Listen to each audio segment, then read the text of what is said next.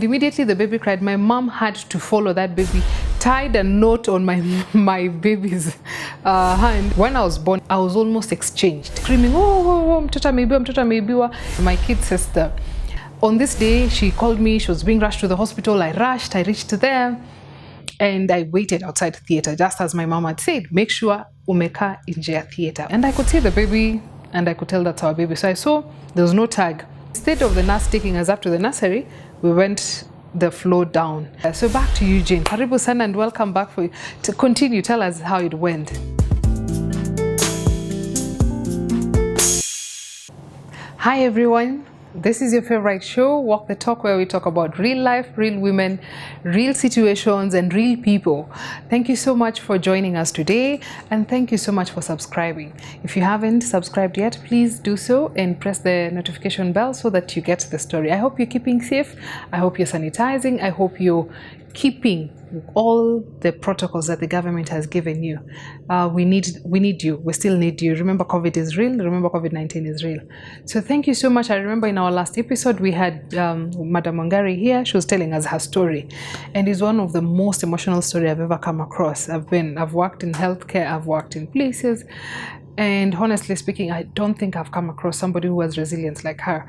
And so back to her story, where we had reached where she had lost her child, and she got to find out that the nurses had gotten a bribe of 50,000 Kenya shillings to sell out a child. We've had the stories. We keep hearing the stories outside there. I remember my own personal story when I was giving birth, and mine was a cesarean section. And I remember my mom standing outside theater because, of course, I was still under anesthesia.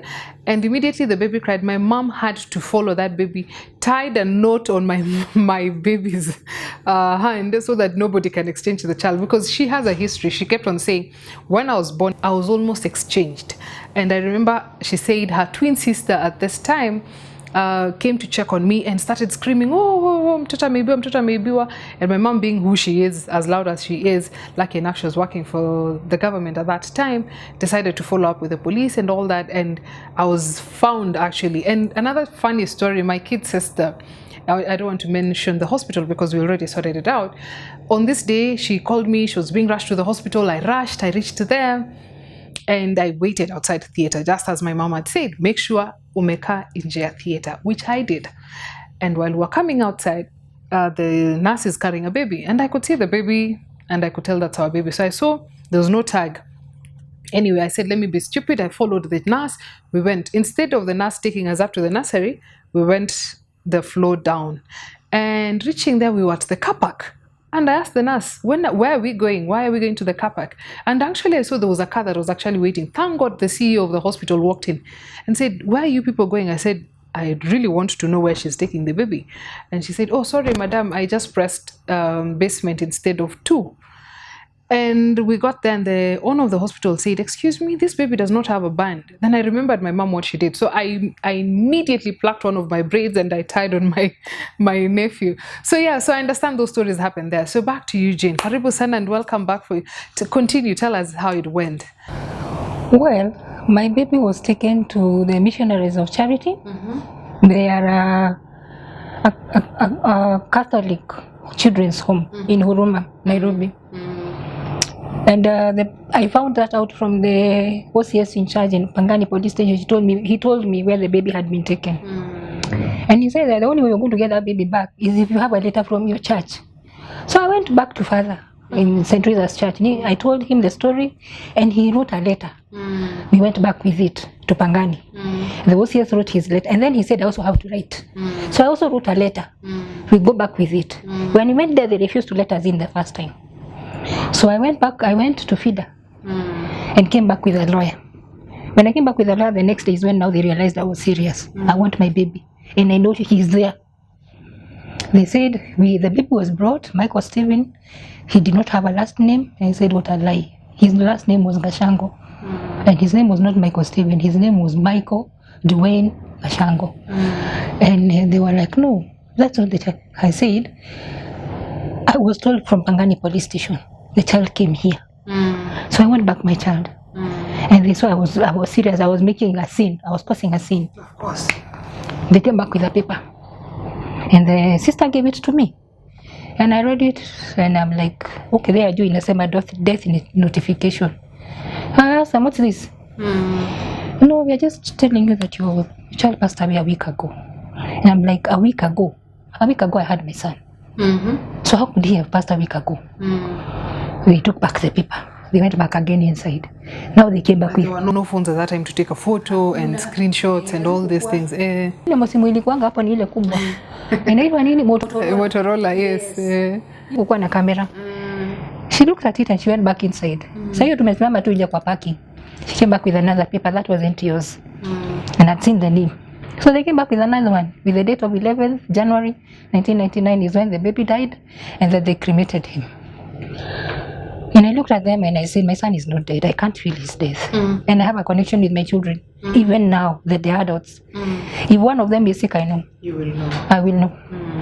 And I told them, when my son comes back to me, this paper, hiyo ndio itawafunga. And I left. And I went to prayer places again. Sasa ninaenda, siendi looking for hope. Now I'm looking for a way to get my son. One of those, the ladies I went to, akaniambia rudi huko uulize sister fulani. I went and asked for that sister. So me, I pretended I want to see the children. So I was walking just, ile unatembea unaangalia tu watoto. Akawaka there says, hapa palikuwa na kijana mwingine smart. Miezi 9 hivi. Lakini hao walipewa donation 50k. I looked at that woman, 50k. Oh. Jua watu hawana mtoto na walitaka mtoto. Na mama yao mtoto hakukuwa na haja naye. I felt pain. Damaris. I felt pain. Nilitoka hapo sasa nikaenda Kenyatta Market kukunywa na nimewacha. Nilikuwa nimewacha. Nikaenda kukunywa tena. I drank at Kenyatta Market for like 2 days straight. Sitosiendangi nyumbani. That's when I started now going to churches. I want to see my son. I want to see, I want to my prophets wanaonanga. Wakuonyeshe. Waone mtoto alienda wapi. I have faith in God and I believe in his prophets. So when one would say, kuna mwenye alinituma Kisumu. Mwingine akaniambia niende Ngong, mwingine akaniambia niende Kiserian. Nimeenda. Ukatafuta mtoto. But I never did get back my son. To today? Yes, up to date. I've never gotten him back. And I still feel the connection. He's early. His siblings keep asking, when is Mike coming back? This year he's 22. We will pray about it, and we are asking you outside there, the nurses who you know, perhaps you could have, that's 22 years ago. And for us, we will just keep asking God, and perhaps now we'll throw it back to the government and we try and see how we can look for this baby. Just go back to the records. You know, even during cremation, there's always a record and all that. And because maybe you didn't have, as they say, you didn't have anybody to help you at that time. So up to today, you've not gotten your son. I did not get him back. Even when I went home, my dad told me to leave and not come back unless I have that child. So to today, have you gone back home? I went back after my auntie took me back. Okay. My auntie had visitors na aka insist mimi ndio ninaenda kupika. So I had to go back home. Okay. So tell us, Jane, you've found out that your child has gone, you've gone back to drinking, you didn't think you were risking your health at that time, because that's the only hope you had at that time. Hakukukwanga na information mingi. No. I was drinking so that I can sleep at night without hearing him crying. Because I would wake up and sit up and I can hear him crying. Nimefunga macho and I can hear him crying. The depression state. So I prefer to go drinking. So that you don't. Nikuja nikilala, hata afadhali niamke na hangover kesho. So it means you've never even, did you ever seek counseling? Did you ever talk to the counselors up to today? So out there, we are asking you, if you're a counselor out there and you'd like to reach to Jane so that she can get to talk about it, she can get to go through this journey, please get in touch with us so that as you can hear and you can hear what she's saying is that she's not been able to heal. She's not been able to come through. She's not put a closure to, like just like in death, she needs a closure of how she lost her son. And to today, she still hasn't found her son. So Jane, back to you've not found your son, you have children here, the other one you've confirmed she's not positive, at least by God's grace, and here you are. You once mentioned to me when you visited my office that you then was diagnosed with cancer. Tell us about it. 2013, I lost my brother. I only had one brother. The same brother who was looking after you. He got sick one morning, was taken to hospital, and by evening he was gone. So the day after we buried him, I had been told to go to Kenyatta to my care clinic. They had a test result for my screening. And they said I had stage 1, level 0 or level 0, stage 1. I did not understand it. But they said it hadn't spread so much, so it was curable. Okay. And I was sent to clinic 66. But before I went to clinic 66, I caused chaos in clinic. I screamed. And I was mad. And I was having a very serious argument with God. I cannot be taking ARVs and you heal people and you refuse to heal me. And na sasa niende kemo, siendi. I'm not going. You must have. I was very angry. Yeah. And Kenyatta has good counselors. I talked to a lady, her name is Jackie. She told me just go. Go book the clinic. Si pesa mingi, ni 1,500. I'm thinking like, where am I getting 1,500 from? You kuja clinic, wacha maneno mingi. So the first clinic I went for, they did the pap smear. Then they booked me for another clinic. That other clinic, ile siku nilienda, sijui kulikuwa ni Eid. They sent me home. Na nimeshalipa 1,500 again. Then they booked me another one, another 3 weeks later. When I went to that one, they have a cut-off. They take the first 10 people. Yes. So mimi niko number 11, enda ukuja hiyo siku nyingine. I got tired. So I moved. I went to a clinic in town, swap clinic for sex workers, but I had been recommended there by a friend. Alisema niende niseme mimi ni sex worker. I was like, I asked him, am I paying? No, everything is free. So I went there. They sent me to Afya Center to an X-ray place. Huyo mwili akaniambia hawaoni kitu. But when they did another person, wananiambia the print, I don't know what the print is. Looks like you have cancer, but you're not bleeding. The mwili said go to SOS. So I went to SOS, the one in Buruburu. And they had a medical clinic there with some people from Britain. There I was treated. And they said it's not so badly off. They gave me some green tablets. I don't know what they're called. But I drank those tablets for 1.5 years. And after then they changed my diet. They said hata kama unakunywa maziwa isikue konk. So mimi my tea ni ile mrefu. Chai refu. Ile refu kabisa naweza ona huko. Yes, my tea is even up to now. That's the kind of tea I take. Meat I used that time. I kind of stopped eating meat completely until I was given a clean bill of health. And then I started eating cereals. Now together with this treatment they were giving me. And after 1.5 years, they told me I was cancer free. Okay. But they said due to my age, I have to be screened every year. Okay. So I go for a screening every year. So tell us, during this COVID season, I know a few times you've reached out to me for funds in terms of food, in terms of, even when you're going to refill your medicines and all that. How has it been during this COVID season? It hasn't been easy. There have been a few times when we've slept hungry, and I've taken my grandchildren rather, to my neighbors who wakakula huko. And I took my medicine on empty stomach. And I also got sick last year. Yes, I remember that. Last year I got sick and they couldn't find anything. So for about 12 months, they treated me for a cough, they treated me for diarrhea, they treated me for typhoid, which was not there, until a doctor saw me and told me you have TB. And I told her, I even brought her the x-rays they had taken. And she took another one. And she said, we don't have, that kind of TB you have is called systematic TB. It's not in one place. That's why you have gone the way you have. That time I couldn't even walk upright. I needed support to walk. And so she started me on treatment, which I'm on treatment up to now. I still have another 2.5 months like this to go. And during that time I lost my teeth. You lost your teeth? My teeth. They broke off. Oh. They broke off and they were left stumps.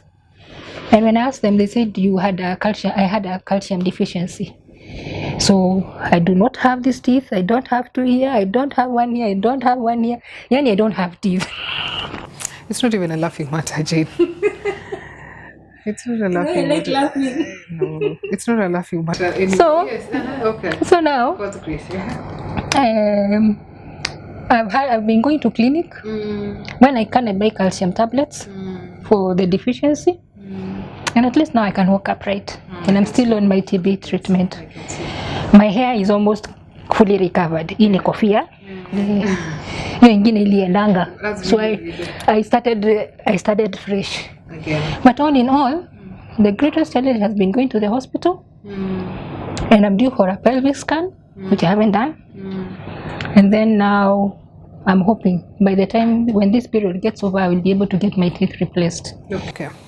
By God's grace, that will happen. Yeah. So for you during this COVID season, when the government said we're going to be the people who are vulnerable, I mean the people who are,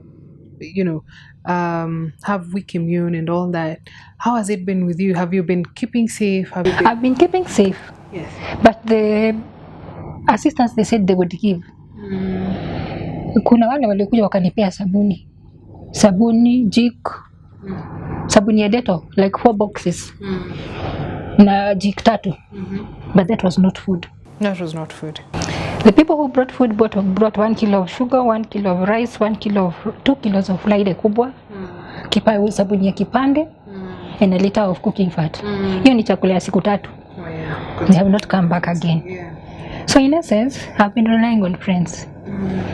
Okay, so for you, what is your advice to the young girls? Because hearing your story, you've gone through it all. I'm sure when you get to heaven, you'd want to ask God why you. Me alinijaribu sana. The Bible is very one thing. If He has kept you till this far, I'm sure. The only thing that keeps me going. Yes, because if God has kept you, if you didn't die the way you're told you'll die in December, then you were told you'll die in April, then you've gone through cancer, you've gone through TB, and all these opportunistic infections that come in and out. I remember I saw your photos last year and I was asking myself, Jesus, I almost actually asked, will she make it this time around? But here you are. I didn't even know what was wrong. When that picture where my hair had fallen off. So I told my daughter, just cut it off. Whatever is left, cut it off. Juu sasa, iko hapa. Then I don't have here. So I just told her, cut it off. Nika hivyo. Yeah, but you've gained back weight and we thank God for that. We've been praying. But what is it? What is that hope? What is that one word you want to? I tell young girls, okay, not even young girls, I tell young people. And I even talk to people our age, my age. Yeah. Because I've realized that very many married couples die because one partner decided to keep silent. Oh yes, they decided. And they decided. The husband doesn't know, or the wife doesn't know. Yes. So the husband is treating himself or herself. The wife. Yes. Oh. So in essence, you still get reinfected. But at this age and day and age where HIV is free, you walk into any clinic. I know I've worked in a healthcare. That's what I'm saying. You walk into a clinic, you get your medications. I know you get everything for free. Why would somebody... Stigma is still real. Stigma is real. Very. Just like COVID-19, stigma is real. Stigma is very real. Yeah. So we find very many... So people are hiding. Yes. And then the young people, like with the young girls, they would rather get HIV but not get pregnant. Oh, okay. So wako busy, wakikunywa P2. And forgetting that there is HIV. So even when you go to outreaches and you tell them take the PrEP, yes, they don't want. They say it has side effects, and I told them there's no medicine that has no side effects. All medicines have side effects. Stop looking at somebody and think they are beautiful. Hey, wako beautiful, bado wako na ukimwi. Wako handsome, bado wako na ukimwi. It's just that they're on treatment, so they look good. Stop looking with the eyes. And so go for testing. I remember when we talked about your earlier life, and you had very many friends who were sex workers. Tell me, did they reform? Did they come back? Or they're still doing the sex? Okay, they are more careful now. They're more careful now. I think I'm the only one who got out. Completely? Yes, that's why I'm struggling currently, according to them. Oh, that's the only reason you're struggling is because told them, wewe ulikataa kutafuta pesa. Kwa hivyo sasa wewe ngangana. So now they are not saying that you're a reformed sex worker here and you've reformed and you've changed. No. To them, they're still going on. They've not seen your journey. No. They say if you want to eat, you have to work. Yeah. Now, since I can't get an office job anymore, according to them, I have the body for it. Yeah. So I should work in town, and I told them I can't. I'm not taking a risk with my health. I mean, God has kept you this far. I don't think you'd... Those friends I don't have anymore. Because they've decided to turn the other way. Now, it's people like you who I will call or send a text when I have the money. And I tell you, can you spare me 150 bob? I will send a text to somebody, can you give me 200 bob? Yeah. But then we buy small things. Good. Okay. So if somebody wants to reach you out right now and they've heard your story, I know you still have very many bills coming up, the pelvic, you still go for your tests and all that. How will they reach you out? Because then again, I know after this show, they perhaps might want to reach me and I might be overwhelmed. Tell me, how will they reach you? They can call me. Maybe you give them your number. Yeah, no problem. Okay. Yeah. Go ahead. My phone number is 0723 887802. Okay. So we want to thank you so much, Jane, for coming. We will pray for you. It's just, we'll keep praying. We'll keep standing by you where we can. We've been able to tell people that it's those untold motherhood stories. These are the stories we want to hear. This is victory. This is a testimony. My pastor keeps saying you live by your word of testimony. I mean, your testimonies are the ones that will make you live longer. And we just want to honor God because of you, because He has brought you from far. You've walked the journey. You've walked the journey. You've seen your children through school. Despite all this odds, your children have cleared school. You have your grandchildren. I mean, what else do we ask for from God? I thank God I saw them. I did not expect. At 30, I did not expect to see one grandchild. Oh God. But I've seen 3. So how many years has it been HIV positive? 22. 22 years. So we thank God. We thank God. And you know what? we decree and declare that you will see your great grandchildren because the Bible tells us that we live. Because He's given us life and given us in abundance. Yeah. So for me, it's just to encourage you and keep saying, don't be shy. At times you wake up, don't be shy. If you write me messages, at times I see them, Gioni, I'm sending it the money in the morning. Please don't be shy. Just continue reaching out and I'm sure we'll be able. When I was telling people I have a friend coming in for the show, they were like, oh, we really need to hear her story. And I just thank God. And for me, it's just to tell people that there is hope. Yeah, there is hope. There is hope. And there's a God in heaven. And He doesn't give you a challenge or a test that you cannot overcome. Yeah. I tell my sisters, the kind of tears I've cried, they would have killed you.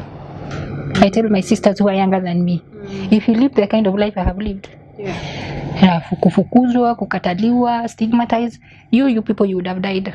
But me, because God knew I have the strength or the kichwa ngumu, I have no idea. Kuna mtu aliniambia nina kichwa ngumu.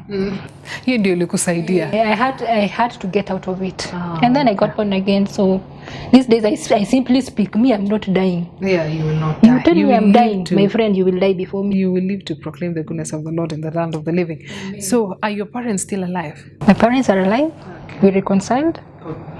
And I was telling a friend just now that you need to understand the stigma, the rejection, is because they didn't know how to handle it.